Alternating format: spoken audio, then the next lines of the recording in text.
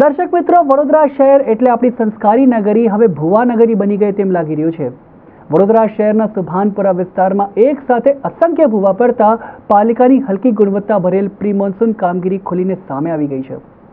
જ્યારે વરસાદનું ગમન થાય ત્યારે વડોદરા કોર્પોરેશનની પ્રી મોન્સૂન કામગીરી પર સવાલો ઉઠતા જ રહે છે. ત્યારે હાલ પણ દર વર્ષની જેમ આ વર્ષે પણ પાલિકાની પ્રી મોન્સૂનની કામગીરી પર સવાલો ઉઠી ગયા છે. જેમાં પણ ખાસ કરીને શહેરના સુભાનપુરા વિસ્તારમાં તો એક સાથે જ અસંખ્ય ભૂવા પડતા સ્થાનિકોમાં ભારે રોષ જોવા મળી રહ્યો છે. સુભાનપુરાના આત્મજ્યોતિ આશ્રમ જવાના રસ્તે એક સાથે 6 ભૂવા પડી ગયા. આખો રોડ જ બેસી ગયો છે. 1 મહિના અગાઉ બનાવેલો રોડ બેસી જતા આશ્ચર્ય ફેલાયું.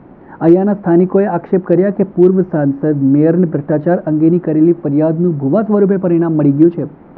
આ મામલે સ્થાનિકોએ રોડ બનતો હતો ત્યારે જ સત્તાધીશોને ભ્રષ્ટાચારના પુરાવા રજૂ કર્યા હતા, જેમાં રોડ કોન્ટ્રાક્ટરે હલકી કક્ષાનું કામ કર્યું હોવાના પુરાવા કેમેરામાં કેદ પણ થયા હતા.